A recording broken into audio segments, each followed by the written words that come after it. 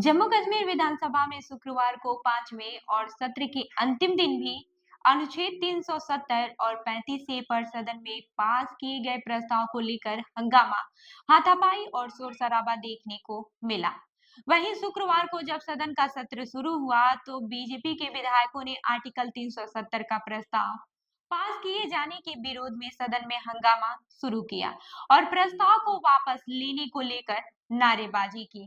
हंगामा इतना बढ़ गया कि सदन के स्पीकर ने हंगामा करने वाले विधायकों को मार्शल के जरिए सदन से बाहर निकाला। केंद्र शासित प्रदेश बनने के बाद भी जम्मू कश्मीर विधानसभा का ये पहला सत्र था। पहले दिन ही सदन में आर्टिकल 370 पर हंगामा शुरू हुआ, जो विधानसभा सत्र के आखिरी दिन तक चलता रहा। नवनिर्वाचित विधानसभा का पहला सत्र 5 दिनों के लिए बुलाया गया था। अब ये भी जान लेते हैं कि यह हंगामा कैसे शुरू हुआ।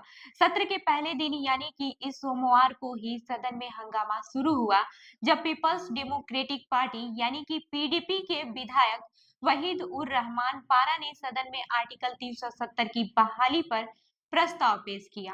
पारा के प्रस्ताव पर नेशनल कॉन्फ्रेंस यानी कि एनसी के विधायकों और मुख्यमंत्री उमर अब्दुल्ला ने यह कहकर उस प्रस्ताव का विरोध किया कि ये सब कुछ सियासत करने के लिए किया जा रहा है।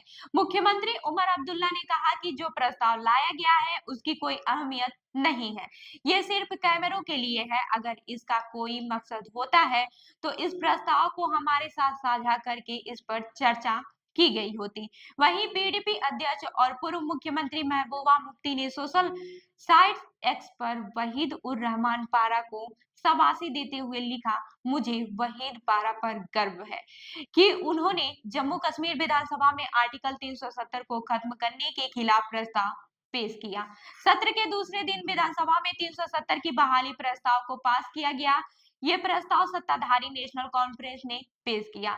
घाटी के राजनीतिक दलों ने इस प्रस्ताव का स्वागत किया, जबकि मुख्य विपक्षी पार्टी ने इसका विरोध किया और इस प्रस्ताव को वापस लेने की मांग की है।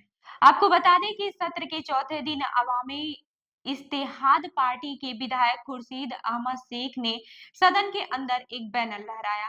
उस बैनर पर आर्टिकल 370 और 35 ए को बहाल करने की मांग के अलावा राजनीतिक कैदियों को जेलों से छोड़ने की भी बात लिखी गई थी। खुर्शीद अहमद शेख सांसद इंजीनियर रशीद के भाई हैं। इंजीनियर रशीद बारामूला लोकसभा चुनावी क्षेत्र से लोकसभा चुनाव 2024 में जीतकर आए थे। बैनर लहराने के बाद से सदन में मौजूदा बीजेपी के विधायक बिल में कूद गए और नारेबाजी और हंगामा शुरू किया। इस बीच कई दूसरे विधायक भी खुर्शीद शेख के साथ समर्थन में खड़े हो गए, जिसके बाद से बीजेपी और इन विधायकों में हाथापाई देखने को मिली। शुक्रवार को बीजेपी के विधायकों में पीपल्स कॉन्फ्रेंस पीडीपी और अवामी इत्तेहाद पार्टी के साथ हाथापाई की, जिसके बाद से सदन में भाजपा विधायकों को मार्शलों ने बाहर निकाल दिया और कुछ ने सदन से वॉकआउट किया। इसके बाद से भाजपा विधायकों ने विधानसभा के बाहर लॉन में अलग पैरेलल सत्र बुलाया और कहा कि लोगों के मसले सुनने के लिए हमने यहाँ एक सत्र शुरू किया है। वहीं शुक्रवार को प्रधानमंत्री नरेंद्र मोदी ने महाराष्ट्र में एक जनसभा को संबोधित करते हुए बताया कि दुनिया की कोई भी ताकत आर्टिकल 370 को बहाल नहीं कर सकती। अब इस पर जानकार क्या कहते हैं ये भी जान लेते हैं। कुछ जानकार कहते हैं कि ये सदन में प्रस्ताव लाना या फिर पास करना महज एक दिखावा और सियासत है। चट्टान अखबार के संपादक और राजनीतिक विश्लेषक ताहिर मोहिउद्दीन बताते हैं कि जिस मुद्दे पर सुप्रीम कोर्ट ने मुहर लगाई हो उसको वापस लाने की बात और प्रस्ताव पारित करना कोई खास मायने नहीं रखता है। बीजेपी जम्मू कश्मीर से आर्टिकल 370 हटाने की बात से लगातार इस बात को कहती आई है कि जम्मू कश्मीर में चरमपंथियों को खत्म करने में ये आर्टिकल एक बड़ी रुकावट था।